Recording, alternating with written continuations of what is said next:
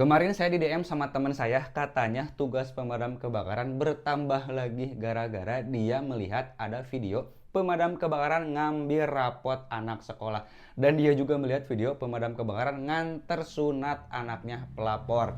Apakah benar pemadam kebakaran tugasnya bertambah dengan seiring banyaknya video-video seperti itu? Mari kita bahas dan mari kita lihat pemadam kebakaran dari sudut pandang sebagai ASN. Yang dimana ASN ini memiliki 3 fungsi. Yang pertama sebagai pelayan publik, yang kedua sebagai pelaksana peraturan perundang-undangan, dan yang ketiga sebagai perekat bangsa. Nah, sebagai pelaksana peraturan perundang-undangan, karena ASN itu bekerjanya sesuai dengan peraturan perundang-undangan. Kalau pemadam kebakaran di Permendagri nomor 114 itu ada SPM, standar pelayan minimalnya. Kewajibannya ada nih di sini nih.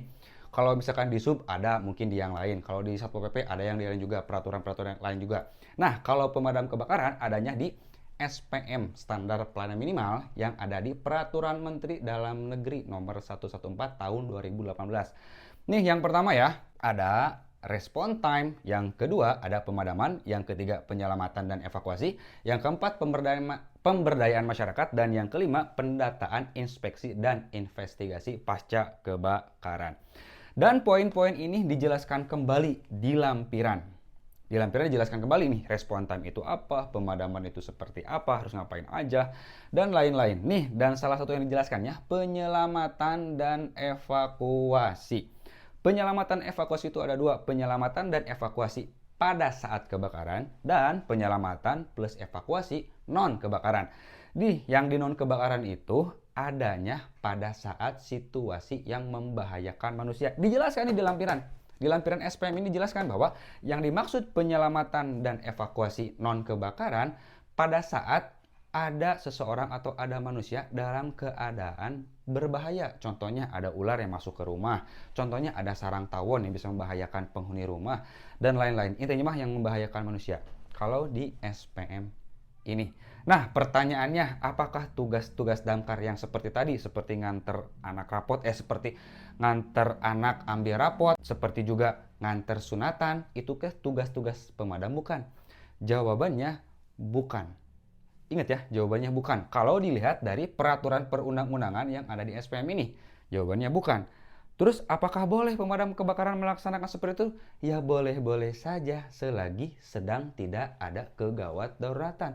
Selagi diizinkan sama pimpinannya. Selagi pemadamnya bisa, orangnya ada, alatnya bisa. Oke, gas aja, nggak apa-apa. Karena pemadam juga sebagai pelayan publik. Ya mungkin pelayan publik juga harus merujuk kepada sini ya. Pelayan publik harus merujuk kepada pelaksana peraturan perundang-undangan. Pemadam kebakaran sebagai pemadam api, pemadam kebakaran. Ya ini tugasnya. Tugas-tugas yang lain enggak, cuman itu mah sebagai tanggung jawab moral aja. Pemadam kebakaran diminta tolong sama masyarakat, lagi bisa mah ya gas aja. Karena pemadam kebakaran juga gajinya kan dari masyarakat. Alat-alatnya juga kalau misalkan alat snapgrab bisa ngambil HP, ya silakan ambil aja. Kalau misalkan pemadam kebakaran punya alat-alat lain yang bisa membantu masyarakat, ya udah bantu aja. Seperti itu ya. Jadi kesimpulannya, apakah semakin banyak beredar video-video tentang tugas-tugas pemadam kebakaran seperti ngambil rapot, seperti nganter anak sunat, itu merupakan tugas-tugas tambahan? Jawabannya tidak, selama SPM ini masih sama sampai detik ini ya. Karena ingat, pemadam kebakaran sebagai ASN, dan ASN bekerjanya harus merujuk pada peraturan perundang-undangan.